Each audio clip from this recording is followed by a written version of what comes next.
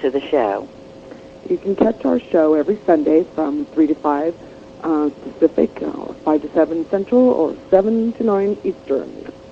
And you can also listen in or recommend to your friends to listen in to the show by going directly to www.paranormalradionetwork.com, Live 365, AOL Radio, MSN Radio, Tricom, Satellite Radio UK, Aussie Chat, BBS, just to name a few.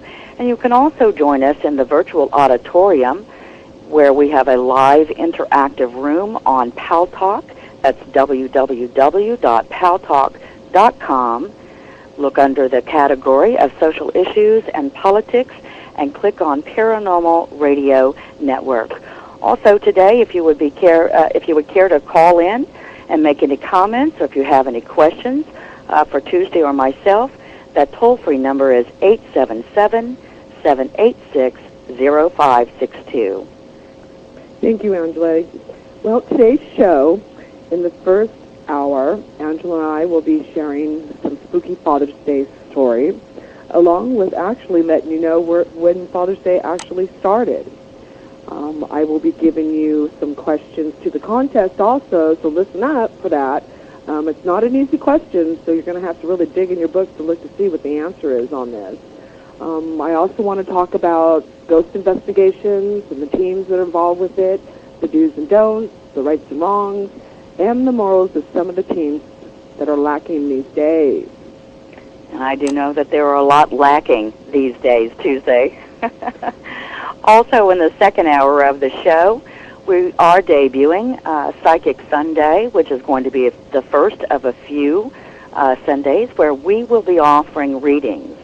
So if you are interested in a reading, either join us on paltalk.com in the virtual auditorium, or you may call toll-free 877-786-0562. You know, I want to give a shout-out to all the fathers that are out there, and all the way from California, where I live, all the way out to the UK. If you've been a father to somebody, you are a father, or your father, or however father you are, you know, happy Father's Day, and I hope that you enjoy your day. We are going to start off a story from Angela today, and then I will go on with mine, and then I'll read a brief summary about really how Father's Day came about. And Angela, it's all yours. Well, thank you, Tuesday. You know, there's a lot of men out there that don't get the credit that they deserve. You know, there's a lot of men out there who are not biological fatherly figures to young and adult children alike, but they do assume a role and responsibility, and they become a significant person in many, many lives. I had a significant person in my life, and it was a family friend who assumed the role of a grandfatherly figure to me, and it was in my early adulthood. And the one thing about it, he actually acted like a grandfather. You know, he questioned my finances, how I was spending things, you know, what's the best deal. And he would talk hours and hours about buying and selling cars, you know, what to do at the negotiation table, and he asked me to pay attention on my next car purchase. But anyway, he was a car fanatic. His passion was cars. And so I always thought that he should have worked for a car manufacturer or become a car salesman, because in his retirement, he spent many hours reading on the latest and greatest of cars, you know, being featured. Well, I have to tell you, sadly, when I was 21 years old, he passed away. And at that time, he was one of the few significant people in my life that I had lost. And I have to say that his passing was very profound. And it would not be until several years later, though, that I would discover just how profound his passing was. So I'd like to share with you, you know, around his passing, I went ahead and, of course, went to the church mass, and I attended the wake at the local funeral home. But while I was there, I stepped out of the room and into a break area in the building, and when I did, I went along with a few others.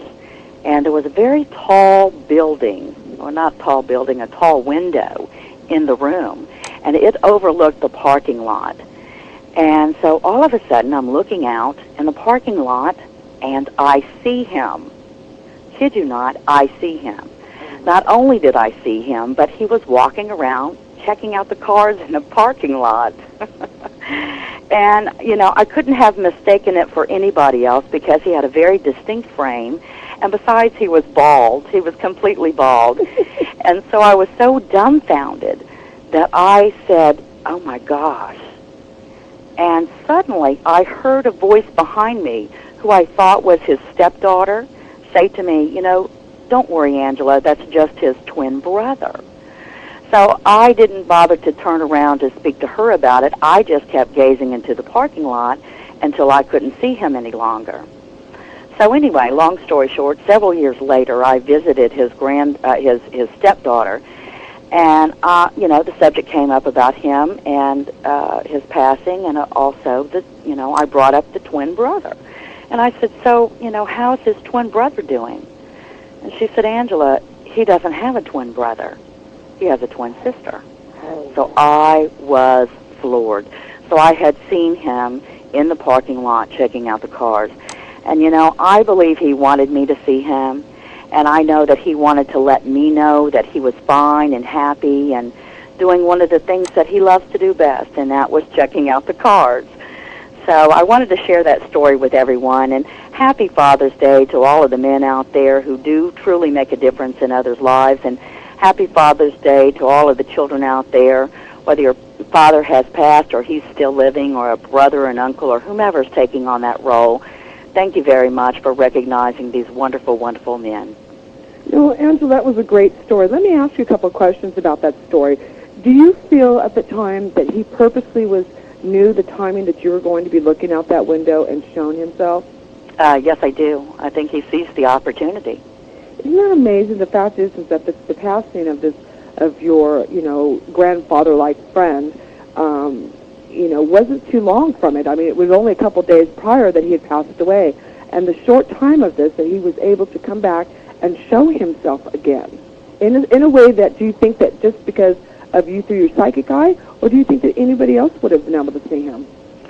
Well, Tuesday is my belief that, Spirit does show themselves to us, and we just have to be ready to see it. Not everybody can walk around and see spirits, and I myself at that time had no idea that I could do that. I thought I was looking at a real person. Right. But no, I do believe that spirits do show themselves. Some are trusting, and they will show themselves, while others, I believe that they will go to a particular person who does not have any sort of blockage or any sort of belief system that would keep them from opening up their minds and really recognizing who was right in front of them. So actually, he was actually looking at the cars, so, there's kind of a validation there that we do retain the memory that we have after we leave our bodies, and the fact was is that he still enjoyed looking at cars, and that was one thing that he was very prominent. And what he was doing was back looking at cars. Absolutely. He absolutely loved that. Was checking out the wheels, the chrome. Well, it's amazing. And I think that, as we document, we don't think to document these things. So the fact is that do we retain our memory after we die? Do we retain the fact that what we used to love here, that we still continue to keep that memory and to bring it back to us when we do visit? That was a great story. Thanks for sharing that with us. Well, you're most welcome. Thank you for allowing me to share it with everyone. You're welcome. Okay, we got this story from me, and I hope that you all enjoy this on it. And this is a story that the event of the story happened about 8 years ago, and this is how it goes. The story happened about 8 years ago about my father. The 2 nights before Father's Day, I recall being over my parents' house. I had asked my dad how he was feeling. "Not so good," he said. "I'm feeling a bit tired today." I had suggested he go lay down and get some extra rest, although my dad, being a stubborn man that he was, said to me, "I am okay, and I will wait until I go to bed tonight." And he left it at that. The next morning, coming to my parents for those 45 years, let me repeat that one more time. The next morning, I came to my parents. For the last 45 years, they had always had the same routine. My dad would get up about an hour before my mom turned on the coffee pot, and sat at the table and waited for her to come in. And upon my mother's awakening that morning, she got up out of bed, slid into her slippers, grabbed her robe, and off to the kitchen she went. There at the kitchen table sat my dad, and my mom recalls saying good morning to him, although he did not answer her. She went on with her business, pouring herself a cup of coffee, 2 lumps of sugar, as she stood over the sink stirring her coffee until it was dissolved. My parents each had their own chair. They had claimed as their own. As they sat down across from my dad at the table, she made a comment on how pale he was looking. All he said was, "I'm okay. It will be okay." My mom, feeling a bit puzzled why my dad would say such a thing, she got up to fix herself a piece of toast, and with her back turned away from my dad, asked him again, "Are you sure you're okay?" At that time, my dad, in a very low voice, whispering, "I feel fine. My pain is gone." And again, my mom commenting, "Oh, that's good, dear," still not turning around and looking at him again. Being as my mom had lots to do that day, turned to look at the clock and said to my dad, "Oh, I must be going in and getting ready. Are you coming, dear?" All she heard was, "I am, and I love you, dear." My mom walked into the bedroom, past the bed, and in her closet to choose her outfit for the day. As she turned to walk to the bathroom, looking up at the bed, she startled herself, let out a small scream, and there on the bed was my dad. And she knew she had just left my dad in the kitchen. My dad was motionless in bed. He had a blue tint to his skin. "What are you doing back in bed?" she asked him, and he didn't respond. When she walked over to him, she could tell he was dead. He had died during the night. But who was it she was talking to in the kitchen? She had ran in there to look who was there. No one was there. That day was Father's Day, and I will never forget the kindness of my dad letting my mom know he was no longer in pain, and yet he loved her. Still, to this day, when my mom gets up out of bed, goes into the kitchen, she can still smell the coffee being brewed, even though the coffee pot is not plugged in. And that is my story to share for that. That is an amazing story, Tuesday. That's spooky. That is not only spooky, but, that's the type of story that one would never forget. And so, it's rather interesting, not only the story, and it's very touching. Of course, it's very, very sad for the loss of that particular father. But, Tuesday, let me ask you, you had spoken about sharing some paranormal investigation tips and things with us today. Have you come across individuals that have similar stories as what you've just shared with us? Personally, I have not, except for just having people write to me about the stories that they've experienced and that aspect, getting that one last visit from the night before upon the death of knowing that the relative died the next day, getting that, usually when they're sleeping, they'll have a dream about them, waking up and seeing them at the foot of their bed.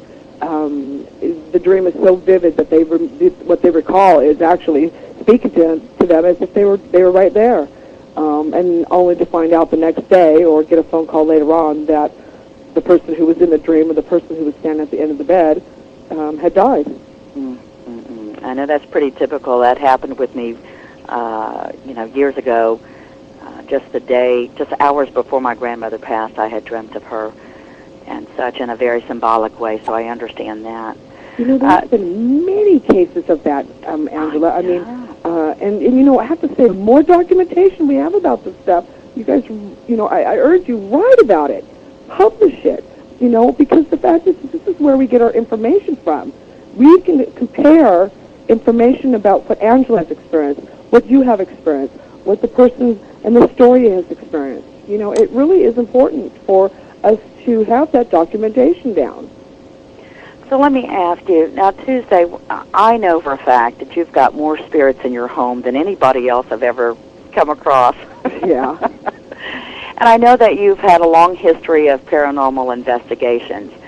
I wanted to ask you, what do you find that's pretty typical with an investigation? Do you find that the most common thing would be spirits or spirit residual, poltergeists, or negative entities from a person's, say, negative experience going on or their negative attitude, whatever they would manifest? What do you find that's most typical in the paranormal investigations? Well, see, for one thing is that I find that there's just the basic activity, maybe just what I call a traveling ghost through, something that doesn't generally last for a very long time. But the protocol, there is protocol that most, I say most, investigation teams do try to follow when they are sent an email asking, a client asking for help.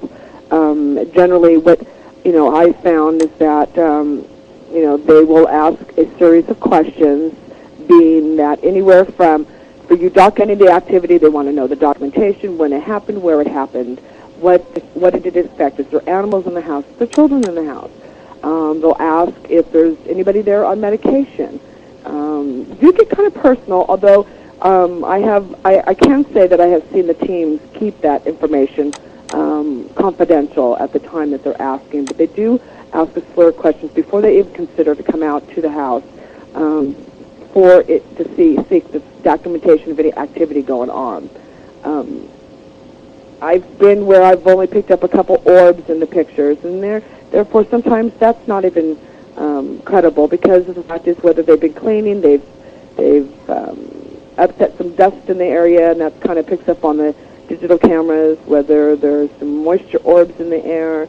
There's certain types of actions that can cause what we think to be orbs on photos, but indeed it's really not. It's just some actually dust or there's, like I said, moisture orbs, and there's a couple other things that you can actually generate orbs from on it. Orbs in itself are something that you really should, if you get pictures with a lot of orbs, I would say take and put them in a file on your computer and compare them. Compare what the different types of orbs are. I did a study where I went down to the ocean and took a bunch of pictures to see what moisture orbs were. Or on a rainy night, I took some pictures to see what it looked like in the rain. I went and stirred up a bunch of dust to see what the dust orbs look like, and then versus the activity in a place that we generally know without a doubt that there is ghost activity there, and the orbs that we got from them, and I compared them to see what the difference of them were. Well, you brought up a good point there. I believe a lot of people discount their true experience of being around a spiritual orb or a spirit that's coming into fruition in front of them. Mm-hmm. Have you ever in your own investigations come across, let's say, a family where maybe one person in that family has experienced paranormal activity, and then the other members of the family, number one, has not, and secondly, that due to that the other members of the family having their own belief system would deny it to the end that this did not happen in our home? Oh, absolutely. What's funny about you say that is because being that I've had a couple people, younger kids contact me and say, I can't tell my parents because they don't believe in this stuff. And you have to kind of tiptoe lightly around that, because the fact is they're under 18. The fact is, you don't want to put anything in their head, but generally you don't want to dismiss them, because the fact, I found that younger kids are experiencing more activity than the parents themselves. Ghosts pretty much know who's sensitive and who's willing to, or who they can actually, I say sometimes prey upon to get their attention on it. And a lot of times the parents are like, they'll dismiss it right away, but you're just going through some hard times. Okay, that might be, but the fact is that there's still the child that is experiencing ghost activity around them. It's very well common that the ghosts will show themselves to one member of the family and not the other. They will generally pick on somebody that if they want to invoke fear, and they know that they can invoke fear with that person, they will pick on that person, absolutely. And it kind of sucks because the person's embarrassed or not assured of themselves that there's something really going on, and they won't speak up about it. They just generally think that something's wrong with themselves. It's a shame because to be the only person experiencing that and being ostracized from one's own family or from their local church group or their schoolmates or whatever, I can imagine that that's a very isolating experience. So let me ask you another question. You had mentioned that parents, sometimes deny things that their child is not experiencing. Is there any type of protocol or any type of way that you as a paranormal investigator would get through to the parent, or do you simply let it go? Well, not all the time do I let it go. You really have to use your sixth sense on this and really understanding that the child in itself, and when I say child, if anybody, I've had them as young as 8 years old write to me. And I advise them first, look, this is something that you really need to go talk to your parents, first on this, because the fact is that here I am as an adult, as something that it could be scaring this child. I mean, he's 8 years old, that, I have no business giving this child any information except for the fact trying to get the parents involved, have the child go speak with the parents, and then, say, well, look, here's this person that could you please at least talk with this person? And, and you can't force them, and you just, all you can do is listen well and say to them, don't be afraid. You just, if your parents don't believe you, go to a teacher. Same thing. Go to somebody and speak to somebody on it. They might think you're nuts at first, but still be persistent, but this is something that's generally happening to you. And keep talking about it. They're going to come around eventually. Hopefully they will. Hopefully that they will believe you in this aspect. Why should they not? But then again, it's up to the parents when it has to do with kids that are underage in that aspect on it. I had one case where there was a teenage girl, and she was experiencing a lot of activity, and it was all happening in her room, just her room alone. It wasn't happening throughout the house, just her bedroom. And there were things that were moved across the floor. She would actually take it with tape and mark an X where the chair was sitting at. And during the night, she could hear the chair moving across the floor. So I said to her, there's certain things you can actually do to document this stuff, to see what was really happening. Put a little camera up if you have one. And she did, and that's how she actually approached her parents, is she taped it. And they've seen it for themselves, and that's finally how they believed her. So now, would that be considered a poltergeist? Well, poltergeists have a lot of energy. They really do have a lot of energy, and the fact is that they do move a lot of objects, but that's not to disclose. The fact is that any ghost can move objects. It takes a lot of energy for them to do this, and what I mean by a lot of energy, they do absorb different types of energy, any energy from your computers, your microwaves, your stereos, the electricity from the electric poles and telephones, anything with an electric magnetic field on it, they do absorb energy from water. We have found from water, from gas. So we don't know the complete reasons why they need this energy, for what purpose they do, but I do feel that for them to illuminate themselves is the reason why they do need the electromagnetic field throughout their bodies, or their spirits, say. So now, you had spoken about protocol in the very beginning of our discussion. Is there a separate protocol from, let's say, a typical non-threatening spirit versus, let's say, a poltergeist or something that would be an enormously, say, aggressive entity?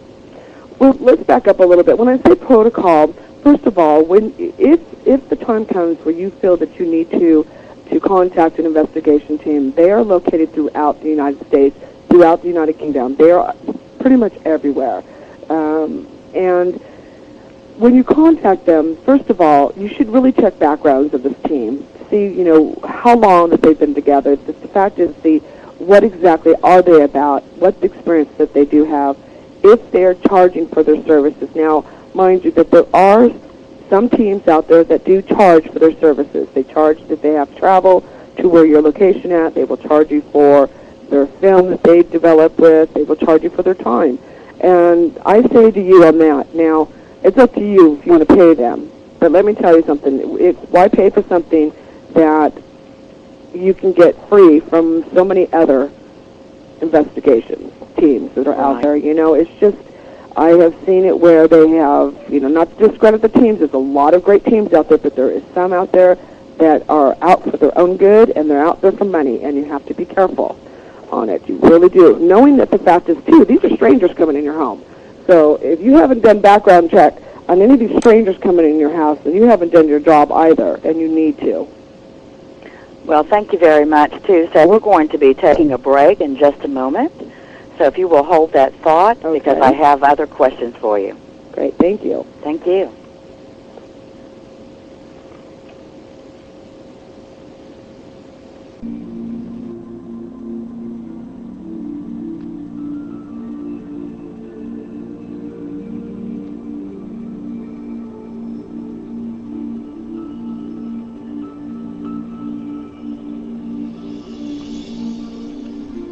It's the top of the hour, and Portal Paranormal Talk Radio with your hosts Tuesday Miles and Angela Thomas will return in just a few moments.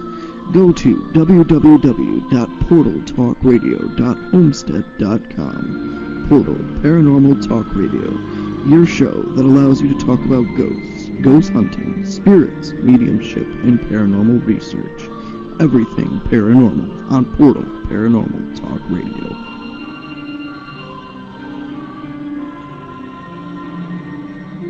All through standing in line, the clubs I'll never get in. It's like the bottom of the ninth, and I'm never gonna win this. Life hasn't turned out quite the way I want it to be. Tell me what you want. I want a brand new house on an episode of Cribs, and a bathroom I can play baseball in, and a king-size tub big enough for 10 plus me. So what you need? I'll need a credit card that's got no limit, and a big black chair with a bedroom in it. Gonna join the Mile High Club at 37,000 feet. Been done. I want a new tour bus full of old guitars. Mine star on Hollywood Boulevard. Somewhere between Cher and James Dean is fine for me.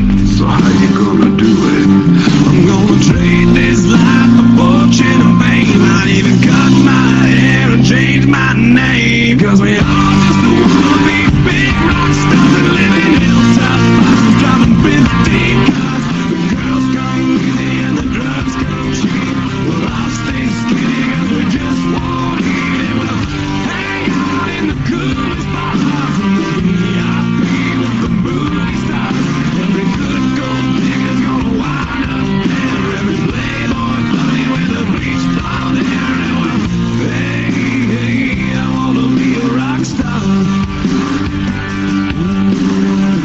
Hey, I wanna be a rock star. I wanna be great like Elvis without the tassels. Hire 8 bodyguards that love to beat up assholes. Sign a couple of autographs so I can eat my meals for free. I have the quesadilla. I'm gonna dress my ass with the latest fashion. Get a front door key to the Playboy Mansion. Gonna date a centerfold that loves to blow my money for me. So how you gonna do it?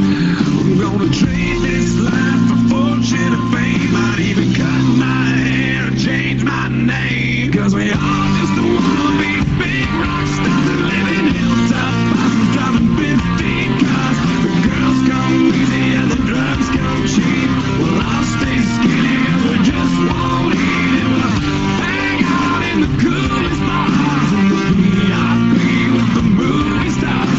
Every good gold digger's gonna wind up there. Every playboy bunny with a bleached blonde hair. And we'll hide out in the private rooms with the latest dictionary of today's who's who.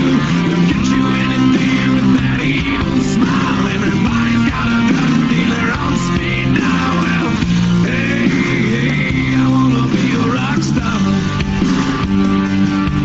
Gonna sing those songs that offend the senses. Gonna buy my pills from a past dispenser. Get washed up singers writing all my songs. Let them sing them every night so I don't get them wrong.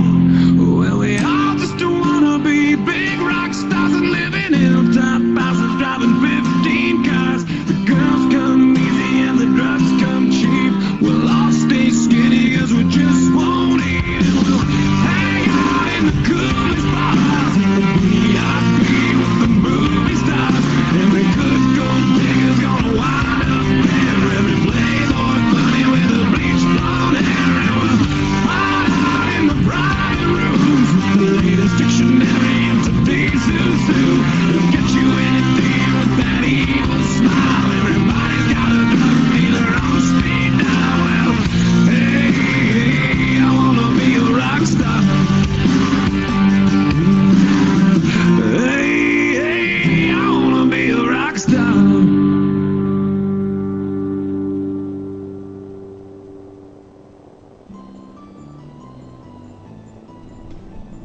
Portal Paranormal Talk Radio.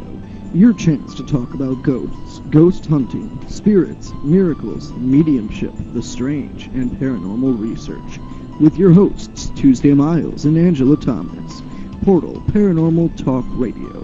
Go to www.portaltalkradio.homestead.com. Now here's your hosts of Portal Paranormal Talk Radio, Tuesday Miles and Angela Thomas. Welcome back. You're listening to Portal Paranormal Talk Radio, and we are speaking to host Tuesday Miles about paranormal investigations. Tuesday, you shared a little bit about paranormal protocol when you do investigations. One of the interesting things I have found is anniversary hauntings. Have you ever come across an anniversary haunting where there is a spirit or a haunting that appears at a particular time on that date each year? Yeah, there's a lot of documentations out there of several ghosts. There's the Whaley House that's down towards San Diego that actually has that, where this ghost particularly shows itself on the same day that they were actually murdered on it. We can also call that not only anniversary visitations, but we also call that sometimes imprinted or residual energy, where it looks to be that it is spirit activity, but it's really not. It's just the energy or the imprint of the energy left in the spot that it actually happened at. For some reason, they're not, the documentation's still being studied on it, which shows that whether the ghost or the spirit has actually no awareness of anybody being around them on it. There's no communication with this type of spirit or ghost. In fact, it's just almost like the mirage of it. I found that where, interesting enough, in my own neighborhood, where I kept getting these pictures of these men and horses, and yet that they would just flash and show themselves for the time being, and then all of a sudden just disappear. It doesn't always have to happen once a year when the event does occur, but the fact is that it's just whatever the energy is left behind, that it keeps showing itself over and over again. It's just like in record playing over and over again that it's stuck on it, and it's just a residual from it. Like I said, usually you won't get no EVPs off of it. The electric magnetic field readings that are from this type of haunting is very low. There's not a lot of cold spots, hot spots on it, but that it is a visual where you can actually, many people have been able to see it when it does happen on it. It's interesting enough. It still gets it still gives you a thrill to see something like that appear in front of you on it. There's a lot of times you'll see on the highways, actually, where there's been car accidents on the highway where you'll be driving and all of a sudden you'll see somebody all of a sudden appear in the middle of the road. And you're thinking, thank God that hopefully that doesn't happen to anybody in here, but when it does, people usually swerve out of the way because they think they're going to hit somebody in the middle of the street. But it's just the actual residual left over from the energy that, the death that occurred there on the spot. It's pretty interesting when that does happen, actually, on it. So do you think that they're always ongoing? Let's say the traffic accident on the highway, they keep on reappearing and reappearing? Or do you think that their energy is a little bit more, or people are visually able to see them only on certain periods? Well, it's there's a little bit of each of that, Angela. There's where we've seen it with it just being a certain anniversary. I was just reading an article on some schools. Actually, there was a whole high school in my area, which on the anniversary of a death of a student there that fell off the balcony. And every year they've documented that this ghost comes back at that same time every year.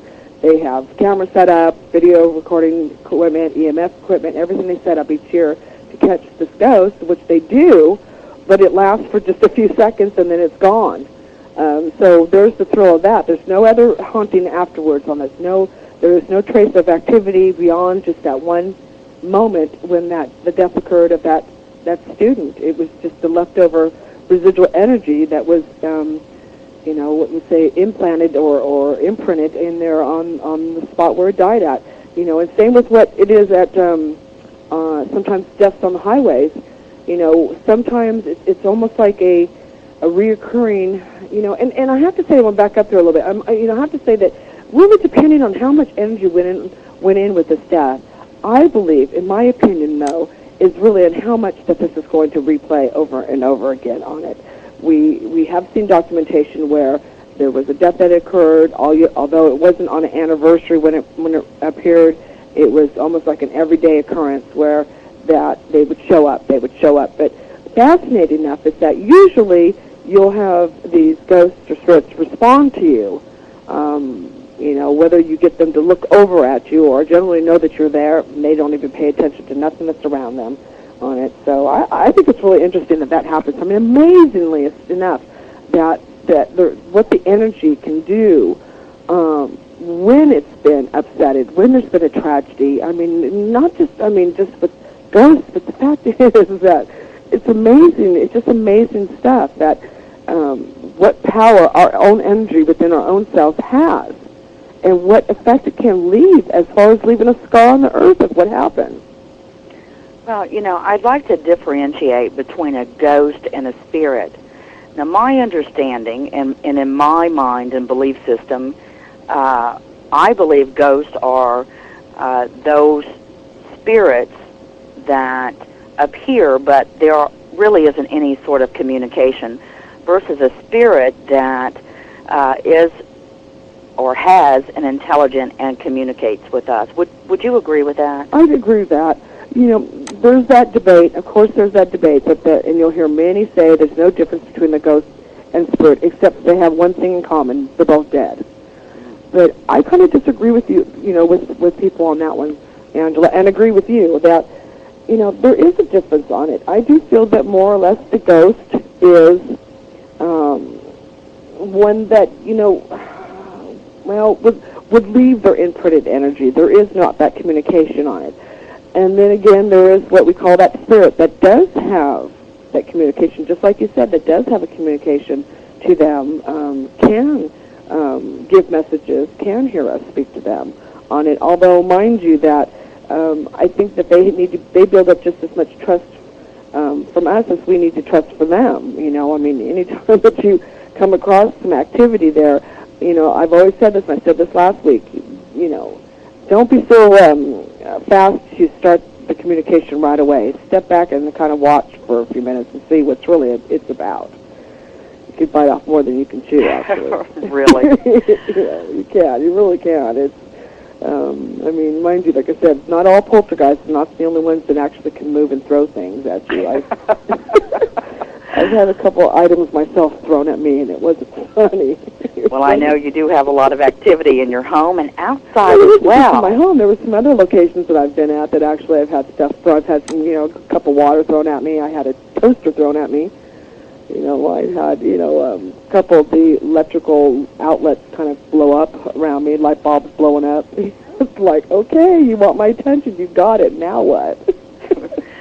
Well, Tuesday, take us through a typical, your overall garden variety paranormal investigation. What would you recommend for those that are just getting their feet wet? This is the thing. Being an investigator is very exciting. It really is. For the person who's always had the interest in it, there is a group called Meetup. It's meetup.com. What that is that it's actually it's all over the world, where you can go in and you choose the area which you live in, and you actually type in there what you're looking for. Let's say if you wanted to meet with a paranormal investigation team, and you want to find one in your area, through this type of group, this Meetup.com, that will actually bring you to, if you want to belong to a psychic group, a paranormal group, or whatever it is on it. It's a great group for you to get in contact with others that share what your interests are. And I've seen majority of the times that there's an investigation team that's in every city. So that's a good way to actually get started on it, or you can start your own team if you want to. You want to make sure that you're with a credible crowd, that they are, inviting you with open arms to help you learn through this. Mind you, some of the teams are very choosy about who they allow on their teams, whether you have experience or not. They still go through this rigorous interview with you beforehand. And, the basic equipment that you need, I would say that, would be good for you is just get yourself a basic camera. A 35-millimeter self-winding cheap camera works also, and if you want to spend more money, then get yourself the digital camera on it. Get yourself a little handheld tape recorder, so that way that you can pick up sounds or voices from our spirits or ghosts that are out there on it. They don't have to be real expensive. You know, there are teams that have the top-of-the-line equipment, and I don't know if they get any more information than they do for the person that buys your stuff at Kmart. You know, it has the same response to it, but I have to say that the others will probably disagree with me on that. But, you know, that's the proof. They want to go out and they want to prove that the fact is that there is such a thing as a ghost. We've proved that there is such a thing as a ghost. We have documented over and over again that there is proof. You know, I mean, that's well known on that. Generally, when we're contacted from a client, you know, like I said before, we'll go through the interview process of interviewing the client, asking all kinds of questions, try to interview the family members that are there also to see if they've experienced anything in it. First and foremost, though, some teams, I want to make this clear, I have seen nowadays where these teams are going out to these places that are haunted, and the client assumes that this team is full of a solution also, and that's not the case. These teams go out for a scientific basis, they get their material, they say they're going to give you a report, and they never do. So would you say that their presence and going in there like that without really offering any solutions is actually agitating or aggravating the situation? Well, I think that what it does is, well, you know, it does. It actually does aggravate them sometimes. A lot of times also, too, ghosts seem to scatter when they know that generally somebody's there to study them. You know, and these teams come in with 5, 6, sometimes up to 11, 12 that's on their team, and understanding that the more people that you have in your team at the same time in this location, is you're going to get the less activity. You're not going to get that full documentation like you want to. You know, there's chaos. There's, you know, the high adrenalism from each investigator, first of all, that goes in there. The anticipation of catching that ghostly figure on film or that EVP on tape. And, you know, they're not quiet when they first go in. They're really not. Because, like I said, they're very excited for being there. But it does hurt the investigation when there's too many team members that are in one location at one time. Well, you know, I'm a psychic clairvoyant, and over the last several years I've been asked more and more to go in as a psychic. And I, of course, have gotten into the paranormal investigation part. But as a paranormal investigator yourself with all of this experience, do you find that your peers out there rely on psychics, or do you find them more or less with the equipment and they really are not interested in the actual communication of, but only the documentation that they exist? You know, it's a great question that you asked that, and I'm glad you brought that up. I am finding more and more teams are not working with psychics anymore. And what do you think that is? Not at the time of investigation. That the fact is that because the psychic, especially those with clairvoyancy, able to communicate with the ghost spirit on it, are kind of shining the light more or less on themselves than the whole team. And they want to document the activity from a scientific view on it instead of through a psychic's view. And they are pulling away using psychics as like they used to. So now how do you separate yourself, you being a psychic, as well as a paranormal investigator? How are you separating the two? Well, you know, usually what I do is I go in last. I don't go in the very beginning of an investigation, except for maybe a day or two. I'll go in by myself just to look around and then come back with the team. And then I generally will stay out of the house or the place of that the haunting's occurring at. And then towards the end of what the documentation is getting, I'll go in and take a look around. A lot of times, you know, I would say they use me on their teams because with my sight, I can say, there's a ghost right there, or there's a ghost right there. Ah, very good. You know, and I'm saying the same to you, Angela. We can spot the ghost out. I said, you know what? Why waste your film when we can we can point you right where they're at? And I have several pictures, actually, in documentation, showing me, actually, that I am pointing to where there's activity, and then they're taking pictures, and then in the pictures it comes up with me in the picture showing, well, there it is. And then, of course, there's ghost activity. So, but I don't know why they're really falling away from using the psychics on this. I do feel that they play an important part in the investigation. They really do. Well, I can imagine, especially, you know, those places that have a history of major event, whether that's a fire, earthquake, or, unfortunately a tragedy or something of that nature. Mm-hmm. And so I figured that, those sort of places with high activities and psychics and things of that nature would be, well, how do I say, the best for psychics to go to, the best for paranormal investigators. And I also lost my thought. But, I know that in my own paranormal investigations, I have been a bit leery on taking on more than I can chew. Right. And I can say that I've recently been asked to go into where there's something very dark.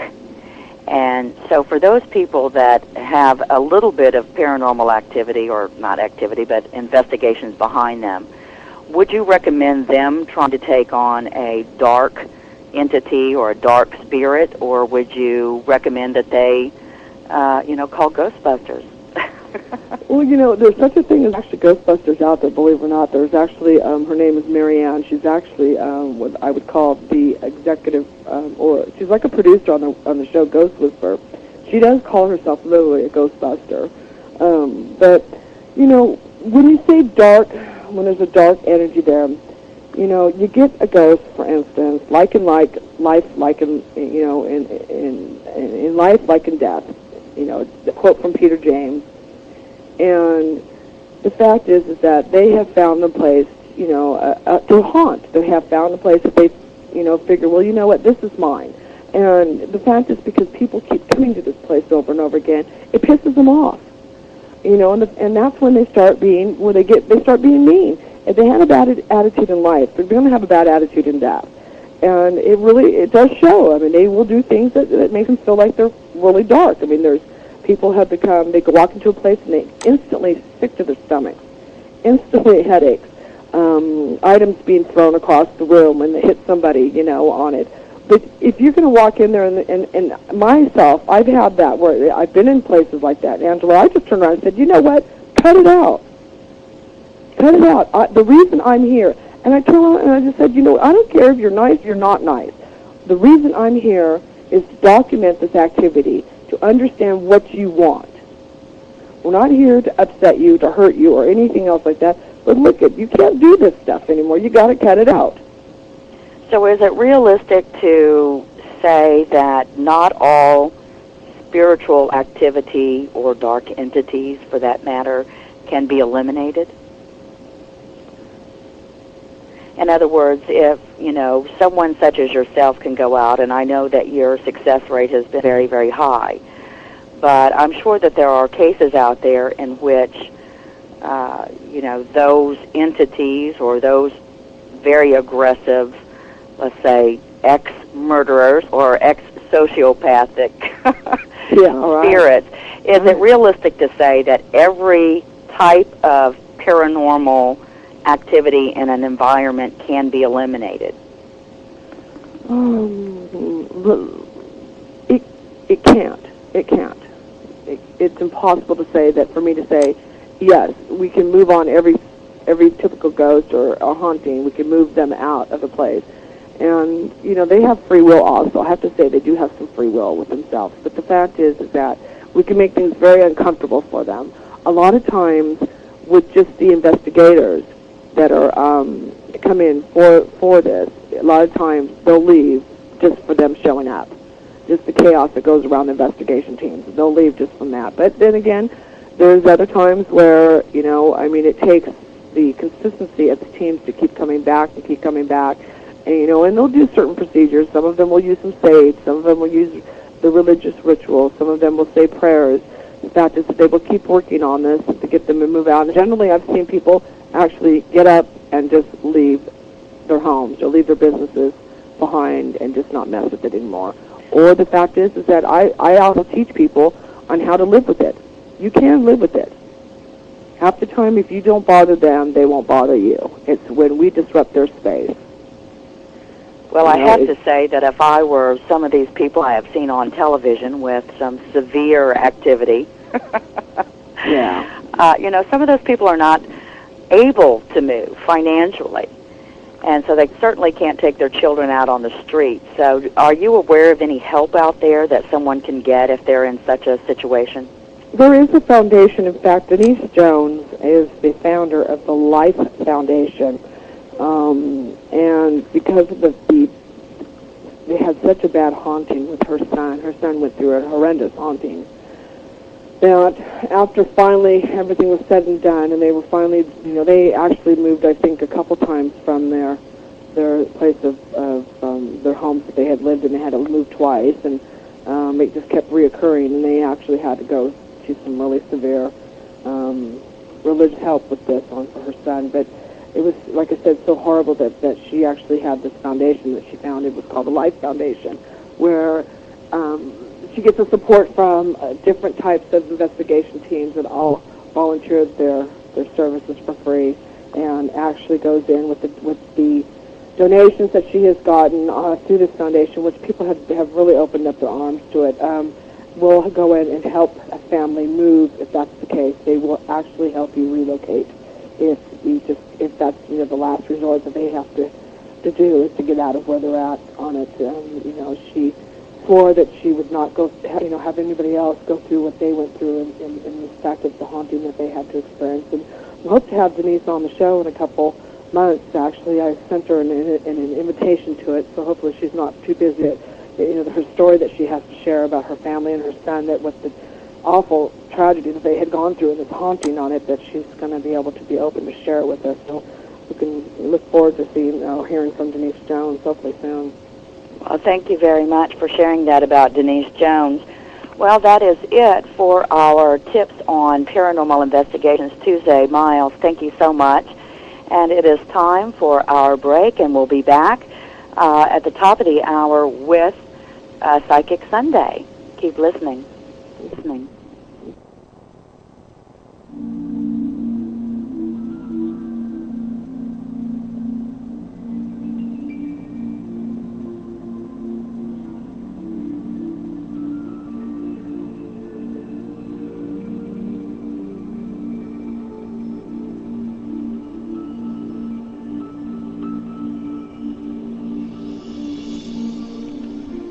It's the top of the hour, and Portal Paranormal Talk Radio with your hosts Tuesday Miles and Angela Thomas will return in just a few moments. Go to www.portaltalkradio.homestead.com. Portal Paranormal Talk Radio, your show that allows you to talk about ghosts, ghost hunting, spirits, mediumship, and paranormal research. Everything paranormal on Portal Paranormal Talk Radio.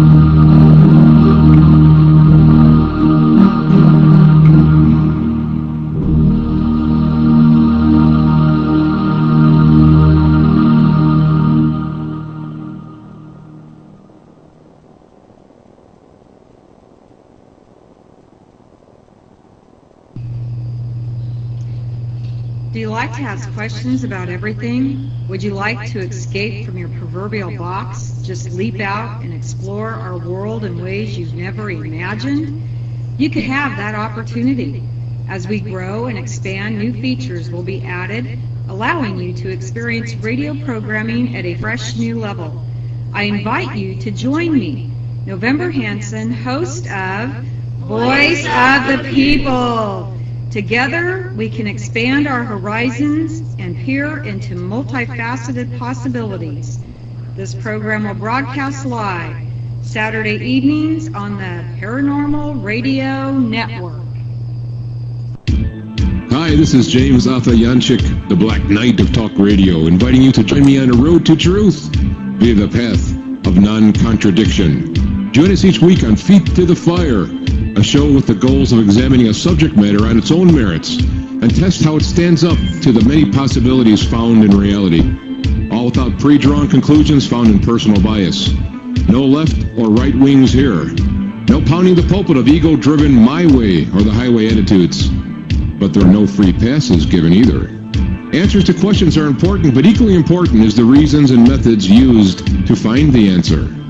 The lack of contradiction is the final judge here on Feet to the Fire. Sunday evenings, live. How do you listen? www.feet2fire.com for more information.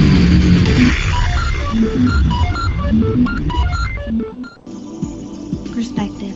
We all have one. Our entire view of the world is based on it. Welcome to the Unabridged Universe. We invite you to set your perspective aside for a moment and join us on a refreshing journey into aspects of your universe that you may not have noticed from your particular point of view. Let host Jason Wilson be your guide into the corners of the universe you've never peeked into before. Who knows? You may just enjoy it and end up coming back for more. Take a stroll into the Unabridged Universe, live Saturdays from 7 to 9 Central Standard Time, only on the Paranormal Radio Network. What would you do if you knew all the things we know? Would you stand up for truth, or would you turn away too? Get your dose of truth with the Truth Hurts radio show with your host Charles Giuliani, Mondays, 8 to 10 p.m. Eastern. The Truth Hurts, ignorance kills. What would you do if you... Light up your night with the Kevin Smith Show. Hi, this is Kevin Smith. Join me Monday through Friday right here on the Paranormal Radio Network.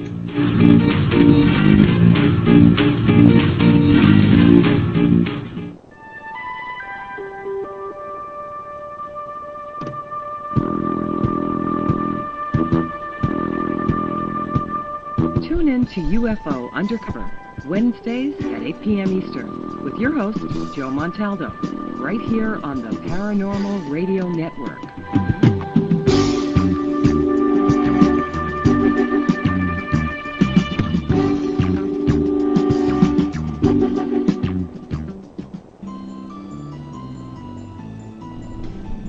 Portal Paranormal Talk Radio. Your chance to talk about ghosts, ghost hunting, spirits, miracles, mediumship, the strange, and paranormal research. With your hosts, Tuesday Miles and Angela Thomas. Portal Paranormal Talk Radio. Go to www.portaltalkradio.homestead.com. Now here's your hosts of Portal Paranormal Talk Radio, Tuesday Miles and Angela Thomas. Hi, welcome back to the show. Thanks for sticking around and tuning into the Portal Paranormal Talk Radio, and I'm your host, Tuesday Miles. And I'm Angela Thomas. Angela, are you up to having some, is it now tarot readings? Now, I say tarot readings, and it's just my California accent that has for me to say that. But now it's actually, you pronounce it as tarot. Is that correct? That's correct. It's you can compare it to, some say tomato, some say tomato. There's tarot, tarot. I prefer the tarot. Being in the South and Louisiana and Mississippi, we tend to go with the E-A-U-X's. But, of course, it's T-A-R-O-T. So I do psychic tarot, being a psychic clairvoyant, and I utilize that as a tool, and absolutely love it. And is there a certain spread that you like to use while you're doing your readings? Actually, I use all 78 cards that's in a typical tarot deck, whether it's a short reading or a long reading. And I do a basic Celtic tarot, but I just lay the cards over and over in the same position, and I read aspects and houses and things of that nature. But I don't read it card for card for card like many have, come across a tarot reader. I just listen to the messages I'm getting, and then I just kind of glance down at that tarot, and it gives me all the information I need to know. Wow. Okay. Well, we have somebody here waiting for a reading. Her name is Blondie, and she is in the Virtue Auditorium. And if we have our station manager who's able to allow her to ask a question on the mic or speak with you for a second, we'll go from there. It's all yours, right. Angela. Sounds good. Thank you.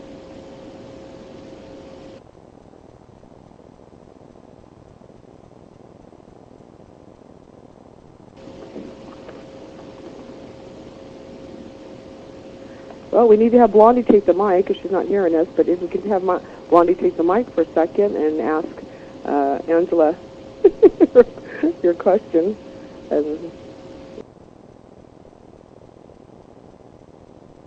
Hi, Angela, I'd like to ask about my business prospects at the moment. If you could just give me some feedback on that, please. Very much. You're just needing some information about your business aspects. Very, very good. Blondie, I need to let you know that what's coming around the corner for you, and when I say around the corner, I need to let you know between right now and the next 3 weeks, you'll see a tremendous change. I am seeing delays happen, but I need to let you know that those delays are actually a blessing. I also want to let you know that when it comes to your business aspects between now and the next 3 weeks, you will find yourself spreading out. And I say find yourself spreading out, I mean in the way of business. I need to let you know that I see multitudes of places happening for you. And I also feel like they're going far and wide. And far and wide to me, Blondie, is, not only suggesting, but the message is that it goes very, very far, as in even outside of your own country, okay? So now am I saying that will it go outside of your own country in the next 3 weeks? No, but what I am saying is what you are doing and agreeing upon between now and the next 3 weeks actually will indeed happen. So when it comes to going outside of your own country, you can look between right now and the next 6 months for that to take place. Now, it sounds pretty fast, doesn't it? But I need to let you know that you're getting some type of help with media. And I don't see just one media. I want to let you know that not only film is coming your way, but also television is coming your way, and also newspaper or some type of print publication form is coming your way. So I need to let you know that I see it on several aspects. And the several aspects that I would see is in visuals as well as audio. You understand what I'm saying? So even though right now you may feel a bit confined, as I'm looking right now that you do, restricted and things of that nature, just know over the next 3 weeks things are picking up. I also want to let you know that in the way of your money house, which is always important, isn't it, when we're doing business, that a huge offer comes east of where you are. So I have no idea exactly where on the map you are, but you know where you are, and I need to let you know that east of where you are comes a tremendous, tremendous offer. And so you can look at the tail end of summer season. Summer season to me is like late August, early September, the back-to-school time for most children throughout the UK and throughout the United States. You can look for that to, get the large offer and go into fruition during that time. So things are looking very, very good for you, Blondie. Again, between right now and the next 3 weeks, things will be picking up. And between now and the next 6 months, it is going outside of your country. So keep up the very good work that you're doing. And God bless you. And thank you for allowing me to read for you today. Angela, if I could comment on that a little bit for Blondie also, on what I was also picking up for Blondie on this is, Blondie, I want to make sure that you understand that you, I know that you have submitted something that's very important to you, that you are waiting for recognition on this project. Do you understand?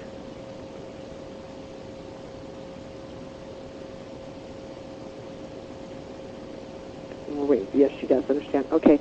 I want you not to limit yourself to this one particular place or person that you submitted this work to you, to them on. I want you to make sure on this, because the fact is that I do, and as I've said before on this, the patience that you have, might be a little thin there, but the fact is, don't limit yourself to just this one particular person.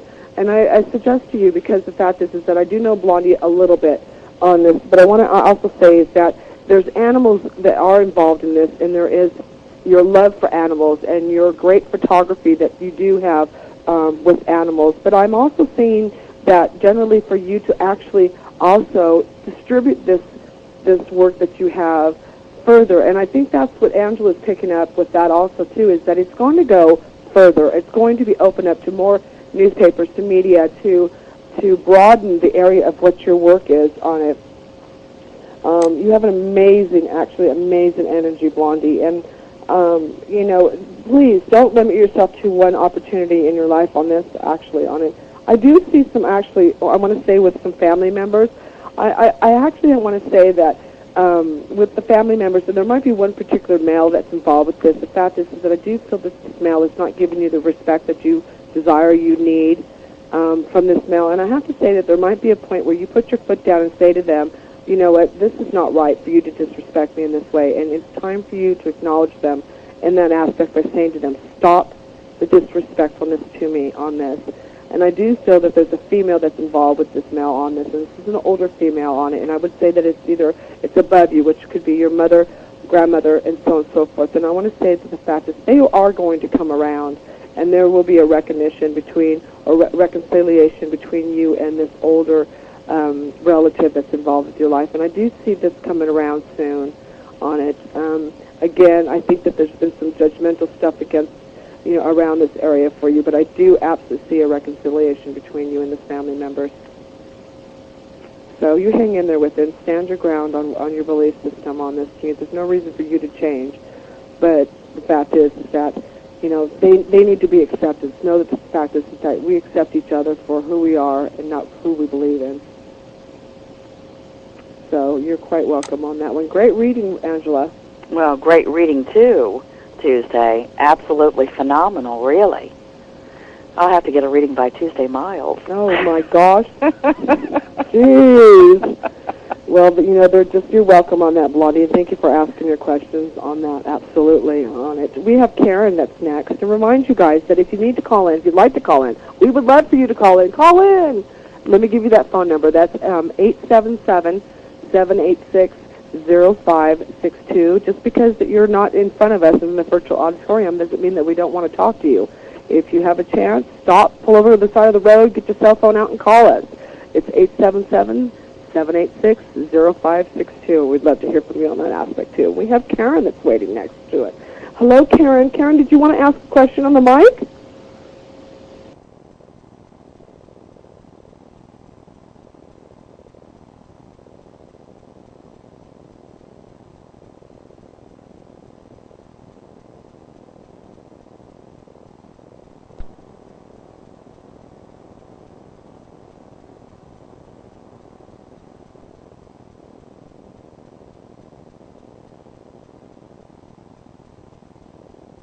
Okay, they're learning.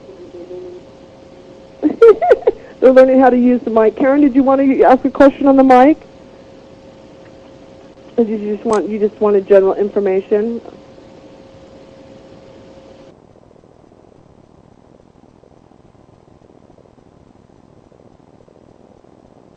I've seen that you had your hand up. What I got right away from you, Karen, is that the fact is that you think a lot and you have lots of things on your mind. And what happens with you, Karen, on this is the fact is you're not sure what to process through on it. I'm getting that there's some doubt around you on some questions that came up around whether in your spirituality. I'm also getting the fact is that there, whatever you felt that you believed in back then is different for you now on it. I also believe the fact is you're being pulled in a lot of directions in your life. Do you understand me?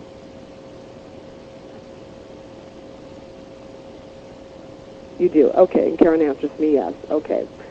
Now, I also want to let you know that what I'm connecting with your guides, and in your guides, and what they're telling me is the fact is this is not the path that you're choosing to take. And mind you that I do believe that there's 3 different paths. Whether this path is in the beginning of it is whether it's your career path, something that is new, something that is upcoming for you, something that you're working very hard to accomplish. And then there's that other path that I'm actually feeling that there's family that's involved with this, and I feel that they're pulling from you on it. You know, I want to let you know that I'm being told that there's not going to be any rights or wrongs on what you choose, that each path that you choose or you experience, that it's meant to be. There's a lesson there on it. So there's no rights and wrongs. Do you understand what I'm talking about, Karen? Okay, and Karen answers yes, thank you. Okay. Okay. Nextly on this, Karen, there is, I'm getting, and this would be, I don't know whether or not, did you have it, and generally this mail is actually coming through. What I want to say is that I'm not sure whether you knew this mail or not, and this seems to be above your father, your dad. Now, did you have a connection with your dad?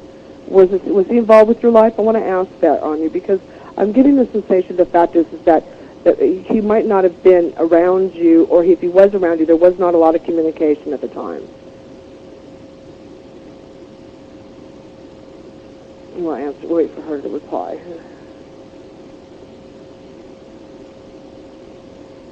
Okay.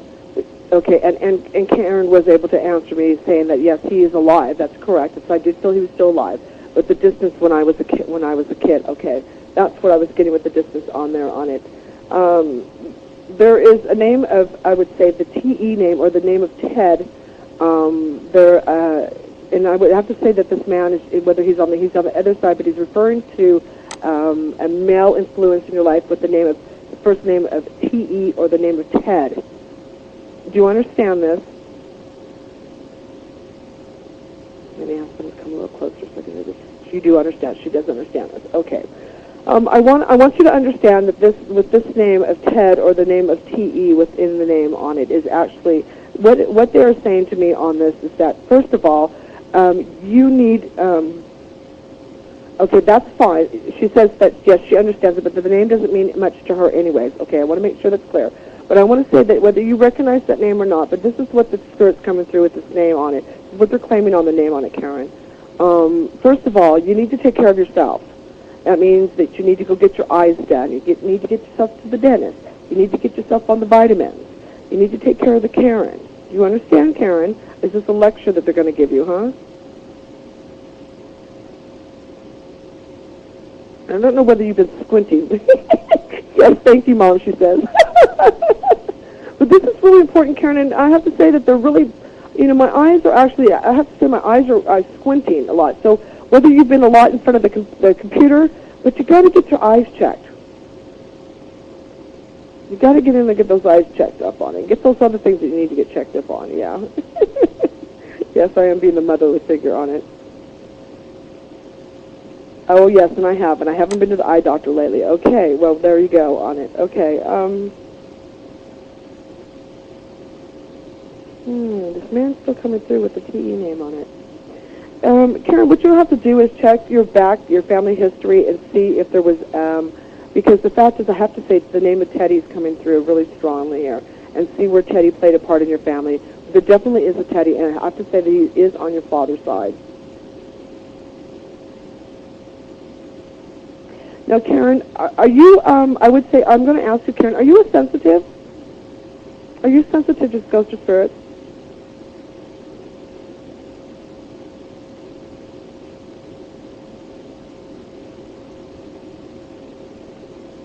Okay.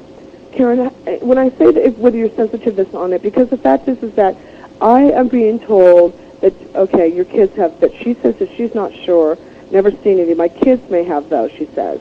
But I am being told, Karen, that it might be that you're not acknowledging this, But the fact is that you are still hearing this, whether it's a whisper that you keep turning around and looking to see if there's somebody there, but there has been whispers to you. And they are saying the fact is that whispers, and there's also, too, a smell that I would say that you keep acknowledging, and they're making a reference to this. And I want to say it's a smell of maybe Old Spice or some kind of men's musty cologne. And the children, okay. And they're also asking about the fact is, you say your kids? Okay, and there's 2 kids, that's correct? Okay.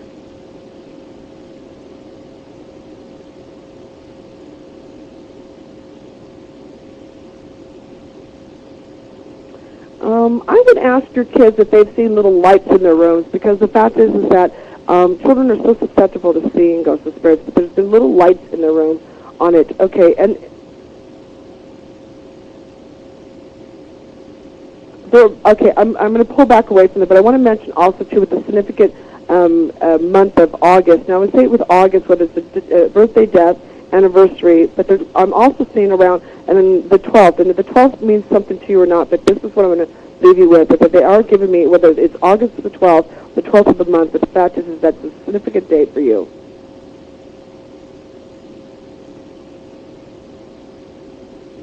Okay, so she just was able to validate the fact, as Karen just validated the fact that the children did see some light figures outside on different days, and also some dark figure in the room of their children. So, okay, that was good validation. Thank you for that, Karen. Angela, do you have anything for Karen? I certainly do. Karen, you can call me crazy, but I need to give you a few locations that I am hearing. And, I am seeing visuals of a lot of flowers. And I don't mean cut flowers as in vases. I mean growing out in fields flowers. And, there is a particular flower in Amsterdam, okay? And I believe that is called the tulip. So I'm seeing a field of tulips. So basically, why would I be seeing those flowers that is just basically trying to, place me to where there would be a known flower place, and Amsterdam is one of them. I also need to let you know that there's 2 distinctive flower type of places, one being Amsterdam, and actually all the way in the United States, someplace like New Jersey is, I believe it's called the Garden State. So why would I be picking up on 2 flower places on 2 parts of the world? I need to let you know that, Karen, between right now and what I see is the next 4 to 5 months, there is 2 significant people, one in, I'm just going to say Holland, or, around the Amsterdam area, that is coming in and communicating with you about an opportunity. I don't feel like this is extending a job to you as an opportunity, but rather something new, as in some type of exciting adventure. So it doesn't feel like it's, just going on vacation or anything of this nature. Also, one from New Jersey in the United States.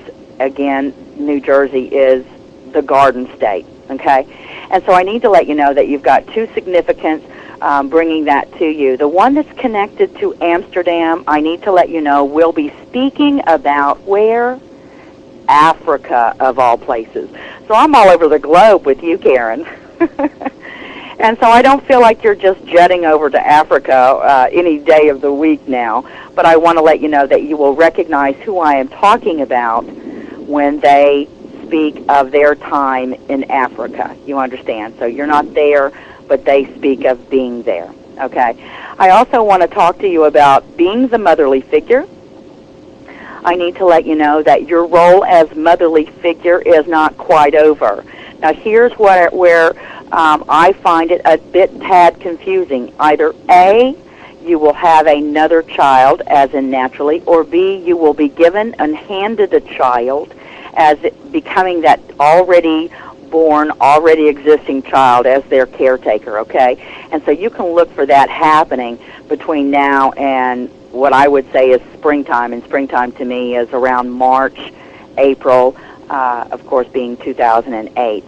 I need to talk to you a little bit about your overall education/career house. And when I say career house, it doesn't necessarily mean that you are establishing this big career, but rather how you receive your money.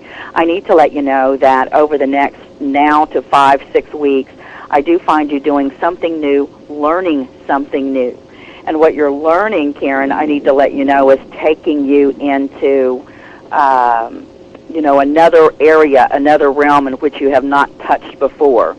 Overall, I got to tell you that I find you, Karen, over the next few months, actually being considered what I like to say is more celebrity. In other words, I find that your physical appearance takes on a little bit of changes, and that is done not by accident, but by your efforts, okay? So I need to let you know that you've got a lot of good things going on in your life, and especially all the way to the next year, spring 2008. So I'm going to stop right here with you, or otherwise I'll just go on and on and on. So God bless you, Karen, and thank you for allowing me to read for you tonight. That was excellent there, Angela. Absolutely excellent. Oh, she's saying planning to learn website design, which is completely new for me. Thank you very much for that validation, Karen. Absolutely. That was awesome on that one. So thank you so much for that, Angela. Karen, how was that for you? Did you enjoy that? We got a cool wow and a thank you so much out of that, didn't we? Good. Very cool on it. Well, great. On it. I really enjoy doing this. I really do enjoy doing readings. You know, I have to say though, Angela, you know, when you're doing cold readings, you know, it's not the easiest thing to do, because the fact is that we generally have to connect with the energy of the person who's there. You know, and sometimes you can help if you know, when you say that you want a general reading, that's fine and dandy with us. But the fact is that if you could concentrate on a specific item really that you want to know about, it does help with us connect a little bit better on that. So we see Toodles is waiting there. Toodles, are you still in the room with us?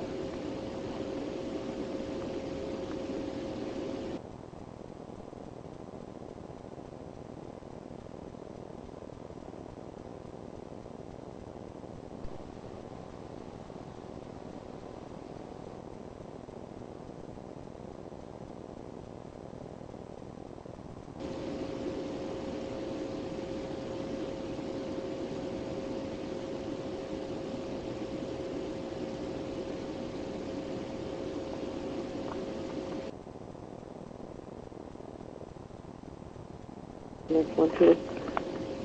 You lost sound of your sound, okay.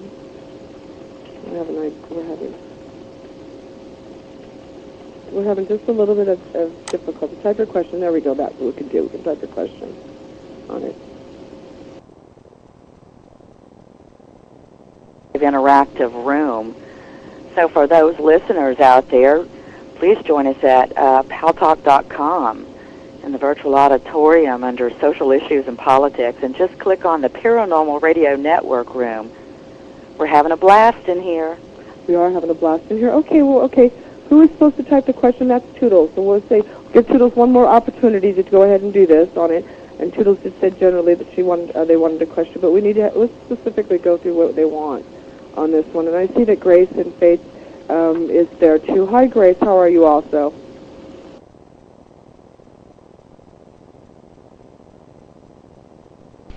Not too bad. I'm going to type in my question. So, Toodles, I guess you didn't have a particular question, so I am to deliver you a message just overall. Okay. First of all, Toodles, I want to let you know that I am hearing a place called Greenville. Now, I could be confused with Greenfield, but it all sounds the same to me. But I'm going to stick with Greenville. And I'm sure that there's a lot of communities out there that goes under Greenville, but I need to let you know that that is a place that's coming up with you quite rapidly. And so I feel that quite rapidly would be between now and the next 6 weeks that you would be in a Greenville area, okay? And you are asking, my son is in a terrible trouble, what will be the outcome? Okay. I'll be happy to answer that for you as soon as I answer about Greenville, okay? So anyway, I need to let you know that I find you traveling soon and traveling fast to the Greenville area. And so that's with a lot of passion behind it. And Toodles, you know, sometimes passion doesn't come so lovingly, you know, how we have passion with relationships. Passion, though, can take on, this is my conviction, I'm very determined, et cetera, et cetera. And you're asking specifically about the outcome with your son as far as legalities go, and I need to let you know between right now and October of this year, you definitely are looking at not one, but two situations, legal situations with son. So that two may be suggesting to me that there might be two charges or two issues or areas of concern legally. And so I need to let you know that between now and October, both will be addressed. And I need to let you know that it doesn't happen quick, as in, okay, we're done and over with it. I actually see him having to go maybe second, maybe third time. So whether that second or third time means that, hey, I need to show up at this date and it's delayed or pushed off, as many attorneys do in a courthouse, it may be suggesting that. You're asking if he's going to do any jail time. I need to let you know that I'm not seeing prison, okay, but I am seeing a little bit of time when it comes to jail, and jail would be 1 year or less. You understand? Okay, 1 year or less.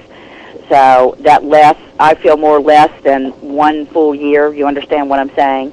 And so this is something by, you know, really, Toodles, I know you love your son, as we all love our children. We may not always agree with them.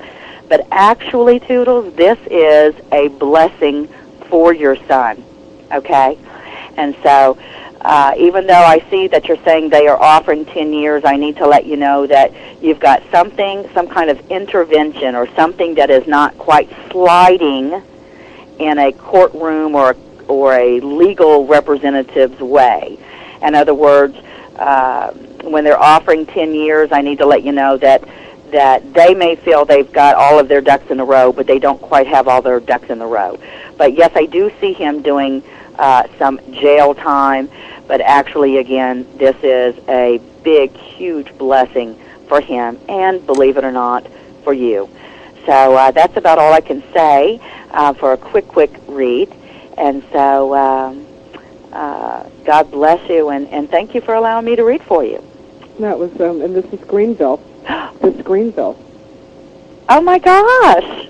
Well, thank you, Toodles, for giving me validation of Greenville. And she's actually giving me validation there, Angela, where I worked at the courthouse there sometimes. I do abstracting business. Well... Thank you very much. I know my guides are not wrong. That is really good. See, now, it's like the fact is that, are we here to really prove? Are we here to prove, to see, you know, if we're real or not? You know, there's going to be, I have to say, and I'm going to be very honest, and I am very honest with me being a psychic medium. I'm a trance medium. But the fact is that, you know what, there's going to be days that the fact is that you can't take any of the information that we give you. You don't understand any of it. And you think that, oh, you know, we are lousy readers. Well, you know what, generally there is some lousy readers out there. There really is. But you know what, there's also, too, some really good readers. And a lot of times what happens is the fact is that you can't take the information right there. But mind you, that I can say many times that this happens to my clients, that later on, within a week or two, that this information comes up, and I over and over again hear back from them saying, guess what? The information I couldn't take at the time of the reading, guess what happened? It came up. So not always is the fact is that just because you can't take it at the time doesn't mean that we're wrong.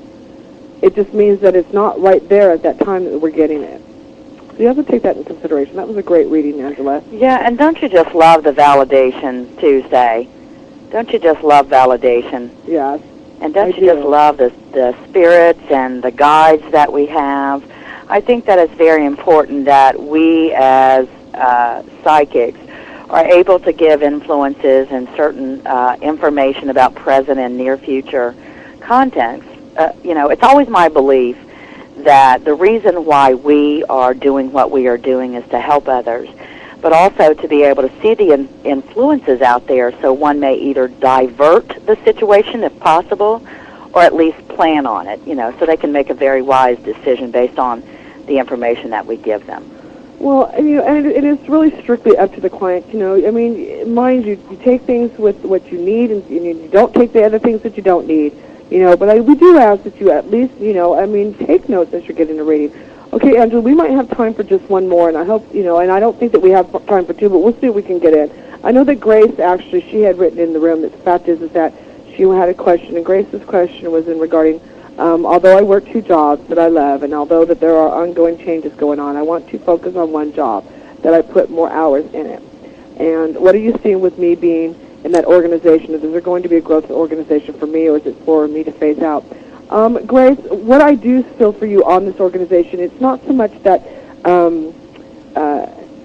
although that you love this, is there going to be more hours? Are you going to be more involved with this organization? I feel that the fact is that you're going through an injury or you're going through a health situation, and that is going to keep you from actually working more and more hours. You're going to have to be real careful and baby this health situation that you're facing right now on it. I don't know what the fact is that you're reoccurring headaches that you keep getting, but I do get something that I'm feeling up in the head that seems to be reoccurring over and over again for you on it, whether this is a sinus headache, whether this is a headache or not. But I'm getting that this reoccurrence is happening with you on it. And I have to say that I want to make sure that you, if you're not taking care of yourself, by adding some vitamins to your system, because you feel a little worn down to me on it, Grace. So do you understand that, Grace? Because I do feel that your body's worn down a little bit. Maybe you're spreading yourself a little thin. Okay, good. And she answers me yes on it. I want to make sure that you understand that it's almost like I want to feel that you're a little bit fragile at this time with this and on it. Now, I do feel the fact that this organization can't do without you. You do a lot for this organization. The organization needs you, and I do believe that you will be continuing with this organization. They're going to allow you to have some time for yourself.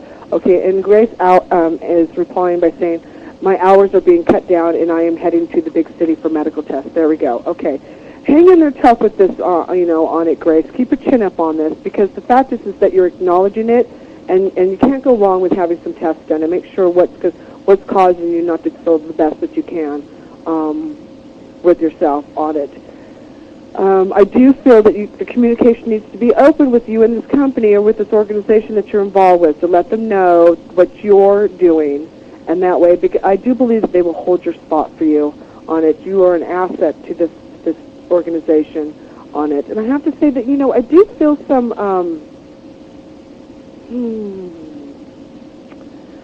there has been leaps and bounds of healing that you've gone through in your life, Grace, and I want to commend you with working through this healing in your life. And I want to say the fact is that you've broken the mold on many, many situations in your life, and the person who you are that you've worked through with this on is absolutely amazing. You've got an amazing energy. And I want to say, for a person of strength, that you are very strong. You maybe didn't think back then you were, but you are today. It's made you today be very strong. And you're welcome on that. You're a nice person. You know what? I have to say that you were maybe a little bit too nice, but you were a very, very nice person. Absolutely. Okay, Tuesday, and do you have any other messages? I think I'm fine with that. I'm going to pull back on that one on it. I think that Grace has a little bit of some stuff to pay attention to her on. I think that she'll overcome that real quick, and she'll be, good to go soon. Well, I just want to add, I know that we're short on time, but Grace, I just want to let you know that everything that Tuesday has just said, I absolutely agree with. However, I do want to offer you a little bit of information, and I need to let you know by the time that you get to the May-June time frame of next year, anytime between right now and then, I do want to let you know that you have not one but 2 opportunities to step away where you are working now. And I need to let you know I don't see you continuing the path of doing 2 separate positions or taking on too much. I see you mainstreaming it down to 1. I need to let you know that I do see you going the distance in order to speak with the new opportunities, being the new companies, et cetera, et cetera. It does look good. So, again, I expect you to be somewhere different between May and June of next year. Now, can you divert that? Absolutely. If you want to stick your feet in the mud and say, I'm not going anywhere, then of course that's your decision. But I do want to let you know that if you so choose to change up with something new, it is wide open and there for you, and May, June is when I would, if I heard from you, I would already be hearing you saying, I am already settled into my new position. Thank you. Well, God bless you, Grace. Take care, and thank you for allowing us to read for you today. Absolutely on that one, too. Now, I want to also offer saying that the fact that we couldn't get to everybody in the room today, but I want to say that you can go to our website, which is www.portaltalkradio.com. On the intro page, there's a place that you can actually send your emails to us and ask a question. Now, we will take one question from you, but we will respond to you with that question if we weren't able to get to you today. So make sure that you do that if you were really interested in it. I'm so sorry that we weren't able to get to all of you today on it, but we will be having this Psychic Sunday once a month on it. And on that note, real quickly, we need to get to the question. Now, if you have your pens and papers ready, I need for you to grab a pen and paper because you need to write down this question, because there is a prize that's included with this. Absolutely, and we need to get this out. So on that note, real quickly, so grab your pencils and papers. You're welcome, Grace. And everybody ready? Woohoo! Prize! Yes, sirree. Okay, are you ready? Okay, here it is. In the folklore history, what plant would you need to ask from a ghost to cause blinding, swelling of the head, and even death? This plant is sacred to the death, or to the dead, I would say. Let me repeat it. In the folklore history, what plant would you need to ask from a ghost to cause blinding, swelling of the head, or even death? And this plant is sacred to the dead. Folklore history. And you can send out your answers to, again, www.portaltalkradio.com. Send us an email with your answer, and the first correct response we will read it on next week's show and let you know that you're a winner. And with that note, I have an awesome DVD from our prior guest, Peter James. It's Peter James' Legends of the Queen Mary. It's going to be a rare DVD that you can get. It will be signed from our guest, Peter James, and so we'll hope that you enjoy that. So send us in your answers. Do some research on it. It's, I don't know how. Hopefully it's not that easy of a question. All you smart people out there. Okay, they're asking me to ask the question again. Okay, Steve, I hear you. In the folklore history, what plant would you need to ask from a ghost to cause blinding, swelling of the head, or even death? And this plant is sacred to the dead.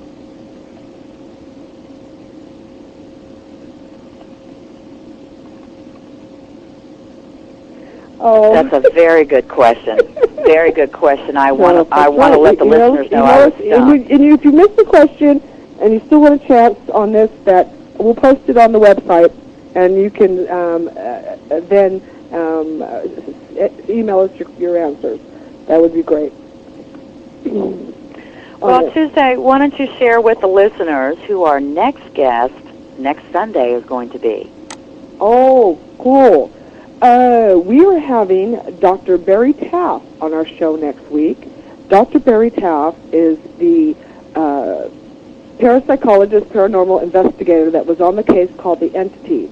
Now, The Entity was actually made into a Hollywood movie starring Barbara Hershey. It was regarding poltergeist activity. He was the leading parapsychologist that was on the case. He is now working on a case where the Manson murders were, Sharon Tate, on that block in Hollywood.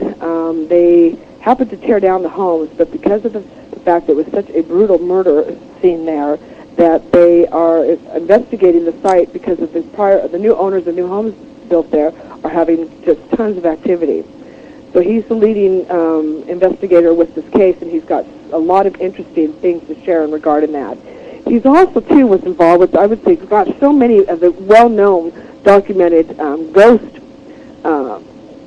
events that have gone on throughout the world on it. He also was involved with the San Pedro case in California, where one of the crew members on the team went up into the attic and actually had a rope that was placed around one of the team members' neck, and one of the ghosts there tried to hang him.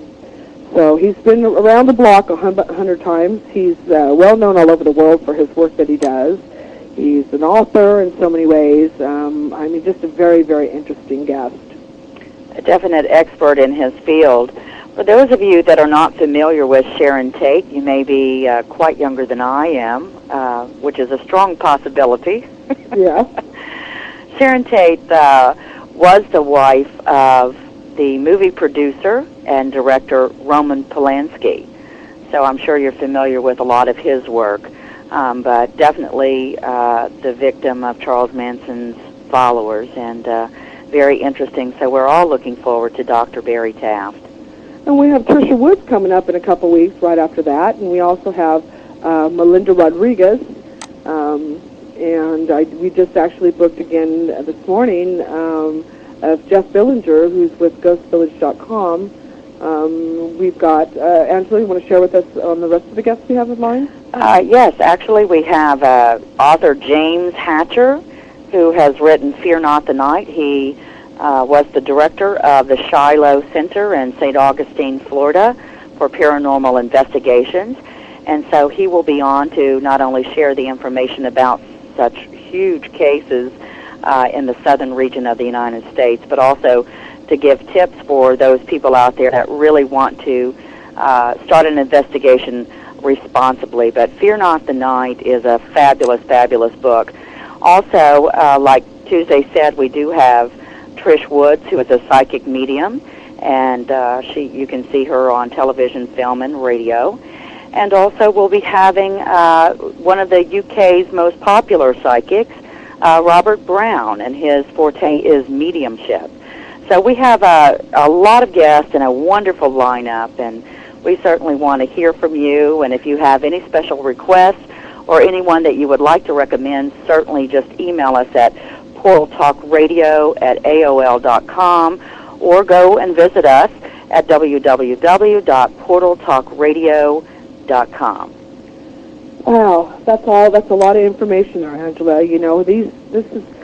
There's all kinds of ways for you to contact us. Remember, though, there is no questions too small to write to us about. And if you're having troubles with something abnormal in your home, if you feel that there's something that is there that you can't see, or you just feel that something there, don't be too embarrassed to write to us about it. Half the time that's what people do. They're too embarrassed to even talk about it. And we're not here to judge you. We're really generally here to help you. And if we can't get there to help you, we can steer you into the right direction to receive some help on it. And whether it's ghost activity, whether it's something that is alienation-wise, that we do have wonderful people here that surround us that we trust and are very knowledgeable in the aspects of all of this stuff. And so we urge you to please write to us and let us know about what is going on with you and how we can help you on this aspect. It really is important that you do that on it. And for also other reasons, the more that we document this stuff, the more that we know about it. Is it going to help us later in the long run? Well, what's going to help us is for us to lose the fear. That is the most, to me, important thing in regarding this. Generally, spiritual ghosts are not out there to hurt you. They're really not. They're out there to help sometimes guide us. Sometimes the fact is that they want to come back and let you know, hey, we are really okay. I have found that people, on the death of their loved ones, it's not, this is the thing, just because it's the death of our bodies does not mean it's the death of our spirits. And it does generally live on. It has to do a lot with your belief system, and that's okay. We're not here to change your belief system, but just the fact is to help you work through the fear of this all. And that's what our goal is to do with the show on here. Well, Tuesday, thank you very much for offering all of the wonderful information today. I certainly have enjoyed hosting with you, and our Psychic Sunday was a thrill. And thank you all listeners. And join us next week again, Sunday, 5 to 7 Central, 6 to 8 Eastern, and 3 to 5 Pacific. Good night, and God bless you all. Good night.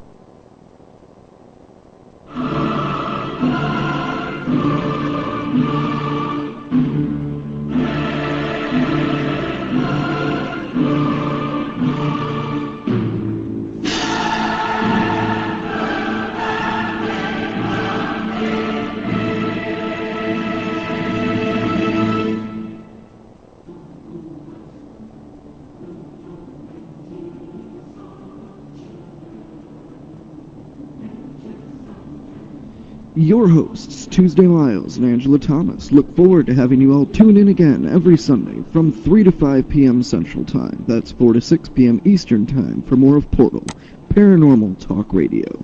For more information, go to www.portaltalkradio.com. Portal, Paranormal Talk Radio, your doorway to the spirit world.